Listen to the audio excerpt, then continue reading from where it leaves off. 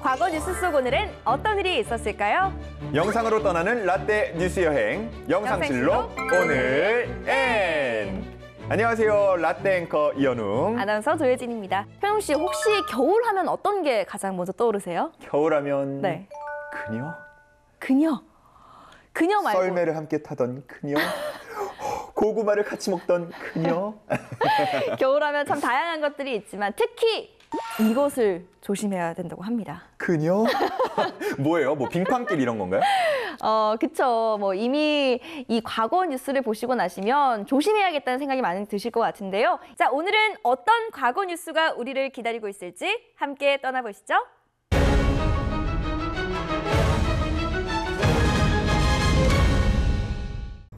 안개 낀 내리막 도로 중간. 차량 한 대가 미끄러지더니 중앙분리대를 들이받습니다. 2015년 1월 16일 오전 10시 15분쯤 강원도 횡성군 공근면 중앙고속도로 춘천에서 부산 방면 345km 지점까지 43종 추돌 사고가 나서 중상자 4명, 경상자 19명을 포함해 23명이 크게 다쳤습니다. 이날 사고 지역에는 아침부터 내리던 비가 눈으로 바뀌면서 노면이 얼어붙는 상황이 발생했는데요. 내리막 커브 구간이었고 빙판길에서 첫 사고 차량이 가드레일을 추돌했고 뒤따라오던 42대의 차들이 안개까지 껴서 이를 피하지 못해 속도를 줄이지 못하면서 연달아 추돌하는 사고가 발생한 겁니다. 갓길인데 앞에 서 있으니까 제동이 안 되니까 저쪽으로 나는 가드레일로 해가지고 제동을 하려고 그랬는데 안 되더라고. 제동. 아우, 진짜 조심해야 돼요. 맞아요. 지금 같은 겨울에는 진짜 조심해야 되고, 저분들이 뭐 조심 안 했겠어요? 맞아요. 다 조심하면서 하는데도 사고가 발생하는 거거든요.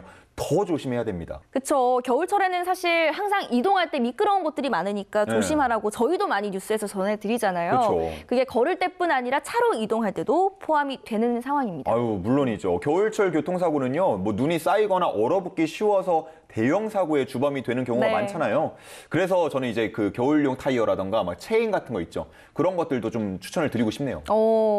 사고 현장은 전면 통제됐고 40석 대의 승용차와 화물차가 부서졌는데요. 현장은 부상자 구조 등 수습 작업 때문에 2시간 넘게 극심한 혼잡을 빚었지만 3시간 만에 정상으로 돌아왔습니다. 아, 제가 이제 운전을 하다 보니까 네. 저도 이제 이런 걸 조심하기 위해서 잘 알고 있는 정보가 하나 있는데, 겨울철 교통사고를 예방하기 위해서 수칙이 있습니다.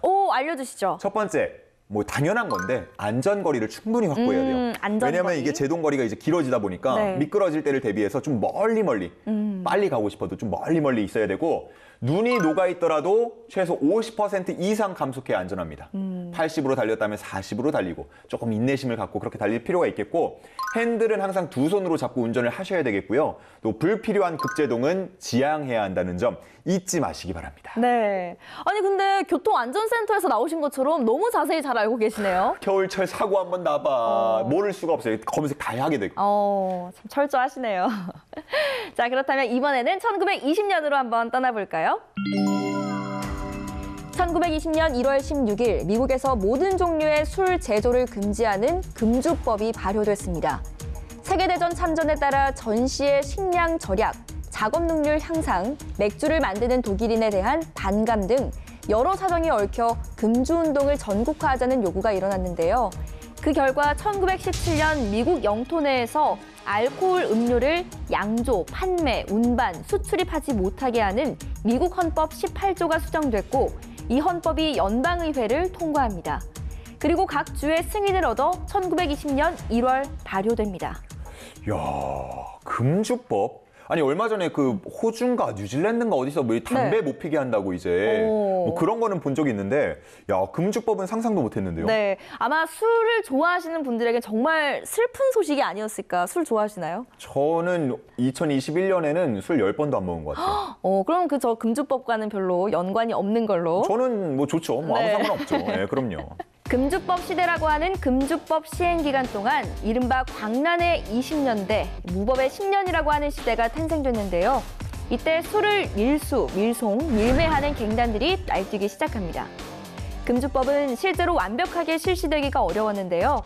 특히나 갱단의 범죄가 늘어나서 1933년 헌법 수정 제21조에 의해 금주법은 폐지됐고, 각주법이나 지방조례에 의한 권한이 됐습니다.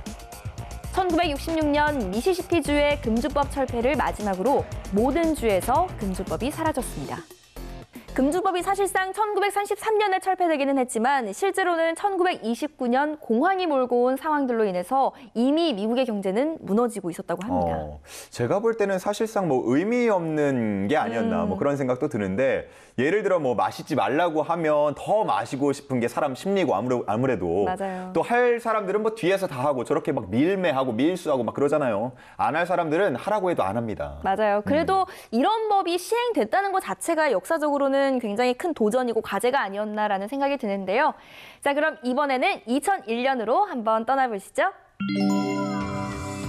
2001년 1월 16일 에콰도르 선적 유조선인 제시카호가 갈라파고스 군도 인근에서 좌초되며 600톤 분량의 기름이 유출돼 1200제곱킬로미터의 바다를 오염시켰습니다.